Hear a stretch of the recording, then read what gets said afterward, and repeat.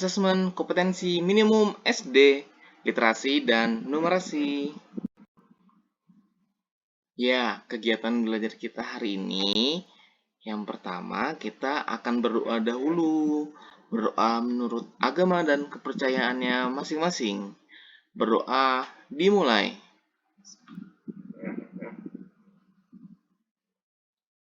Berdoa selesai. Nah, hari ini kita akan membahas sebuah soal AKM beserta dengan pembahasan soalnya. Yuk, kita langsung masuk ke soal kita. Di sini kita punya sebuah teks yang berjudul UMKM mewujudkan masyarakat sejahtera. Ya, Bapak bacakan ya. Nah, nanti kalau kecepatan bisa kamu pause videonya.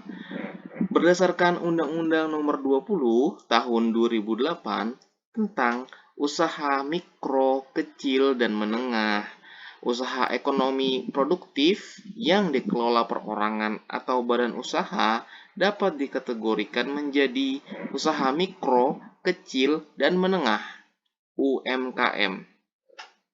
UMKM merupakan usaha ekonomi produktif yang berperan penting dalam pembangunan ekonomi di Indonesia. Melalui UMKM, pertumbuhan ekonomi dapat dikontrol, lapangan kerja terbuka lebar, dan hasil produksi dapat didistribusikan dengan baik. Berdasarkan karakteristik pelaku dan skala usahanya, UMKM dikelompokkan menjadi 3 jenis, yaitu usaha mikro, kecil, dan menengah. Secara umum, jumlah karyawan usaha mikro tidak lebih dari 10 orang.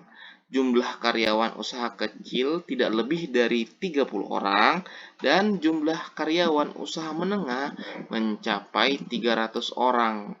Karakteristik setiap bentuk usaha tersebut berbeda-beda.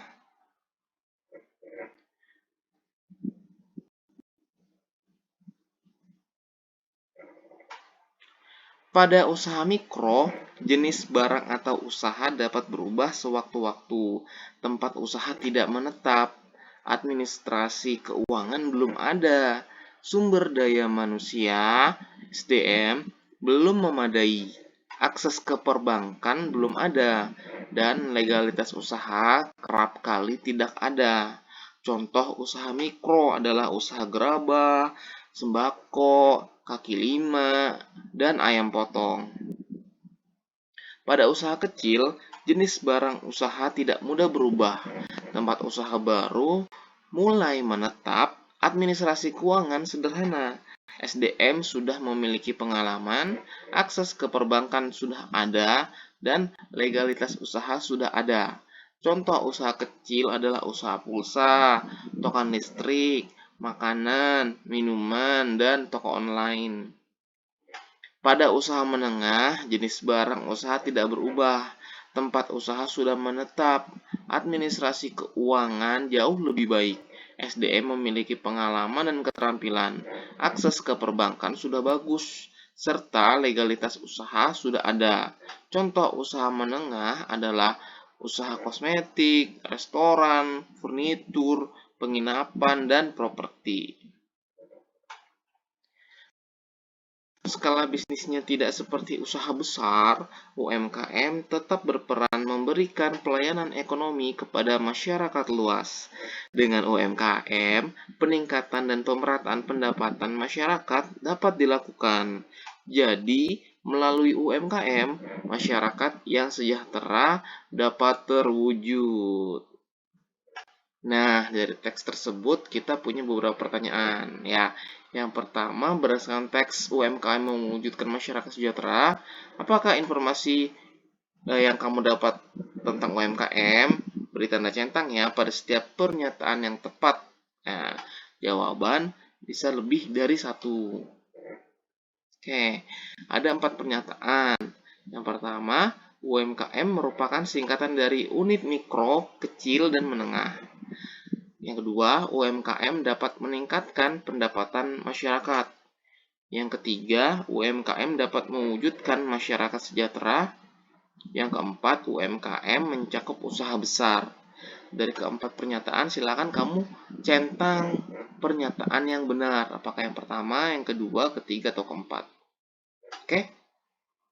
Ya, bisa lebih dipahami dengan di pause ya kalau kecepatan videonya ya. Kita lanjut ke pertanyaan yang kedua. Oke, berdasarkan teks UMKM mewujudkan masyarakat sejahtera, kita hubungkan dengan garis keterangan di jalur kiri dan pernyataan di sebelah kanan. Ya,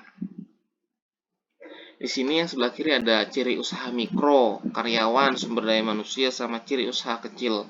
Yang sebelah kanan ada jumlah karyawan, tidak lebih dari 30 orang, dan sudah ada akses ke perbankan, potensi manusia yang dapat dikembangkan untuk proses produksi, jenis barang dapat berubah sewaktu-waktu dan administrasi keuangan belum ada, orang yang bekerja di suatu lembaga, misalnya kantor atau usaha dagang. Nanti digariskan di sebelah mana gitu. Yang kiri, lajur yang kiri dengan lajur yang kanan. Dicocokkan, dihubungkan. Ya, lanjut ya ke pertanyaan yang ketiga. Kalau kecepatan bisa di pause.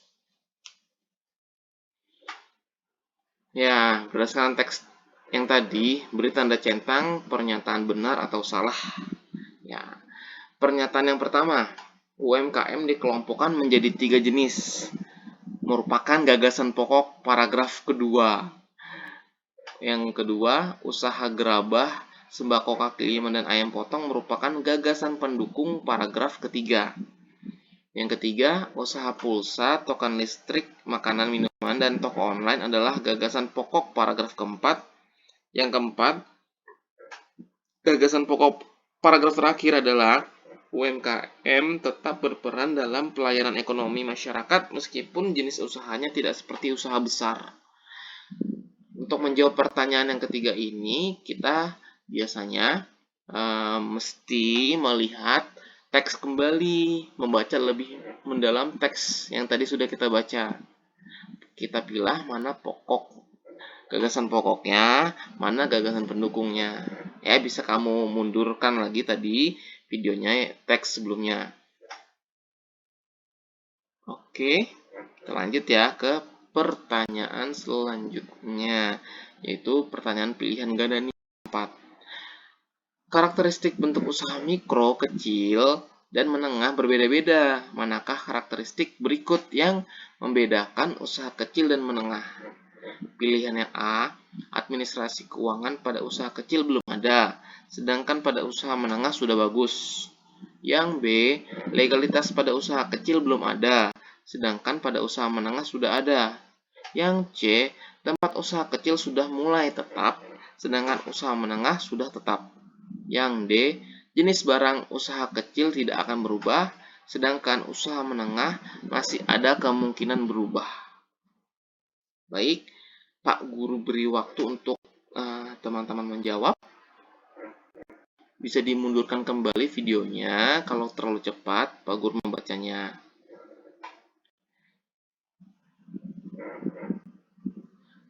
Setelah ini kita akan membahas soal tersebut ya.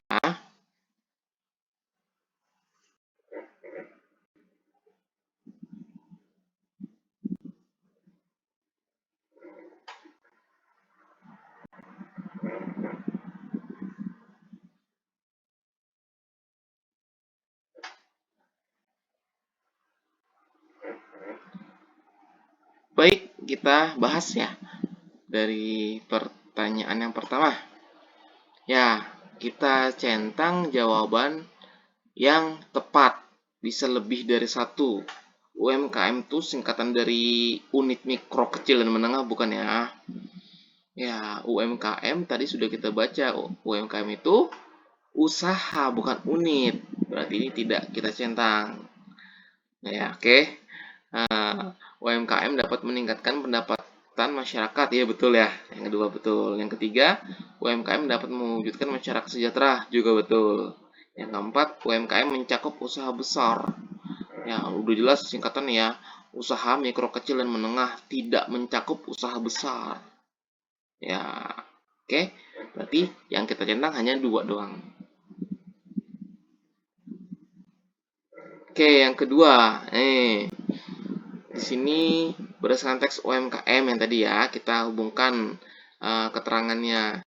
Pertama, ciri usaha mikro. Ciri usaha mikro itu apa yuk? Ya, ciri usaha mikro itu jenis barang dapat berubah sewaktu-waktu dan administrasi keuangan belum ada. Kalau karyawan? Kalau karyawan itu orang yang bekerja di suatu lembaga, misalnya kantor atau usaha dagang.